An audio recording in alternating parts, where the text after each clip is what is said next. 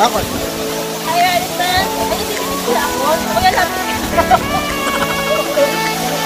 Ulit na ulit. Okay, next. Basaan na kami. Kuya Jay na. Dali. Hi, Radisson. Samahan niyo ako. Namin sa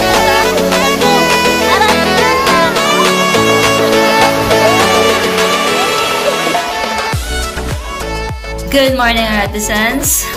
Another vlog for today. At may nakikita kasi akong sikat na falls sa Facebook, ang Hulugan Falls.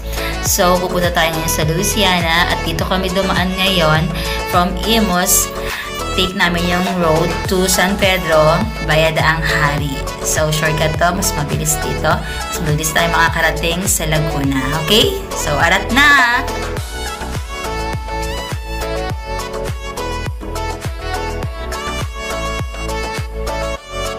Already, Radisson, start tayo ng trekking. Pero bago yan, pagpasok nyo doon sa Hulugan Falls sa Louisiana, makikita nyo yung banner doon ng Hulugan Falls sa right side.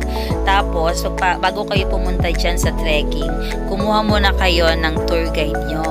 Then, diretso na kayo sa parking and magkakaroon muna kayo ng registration. 50 pesos per head ang entrance.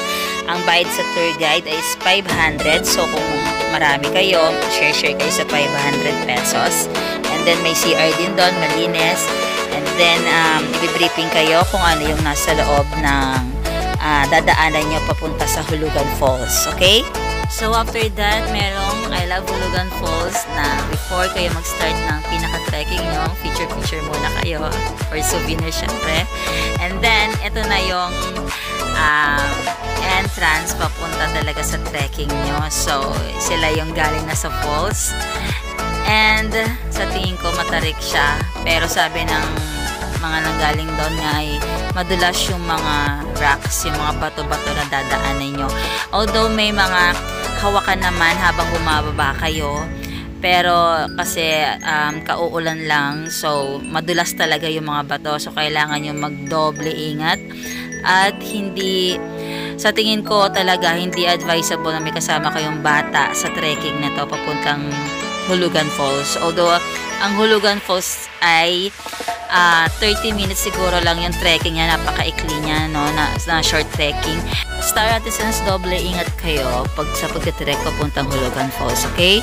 And then sa Hulugan Falls, pwede kayong maligo, mag-swimming kayo ng family and friends niyo dito. Ma-enjoy niyo talaga yung napakagandang falls and surroundings, Artisans. So nature, wala akong masabi. Sobrang ganda ng Hulugan Falls.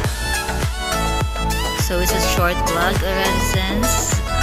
Just wanna say, mag-travel ka hanggat kaya mo, hanggat gusto mo, dahil ito ay makapagpapasaya sa'yo, okay? To God always be the glory. Bye, Artisans!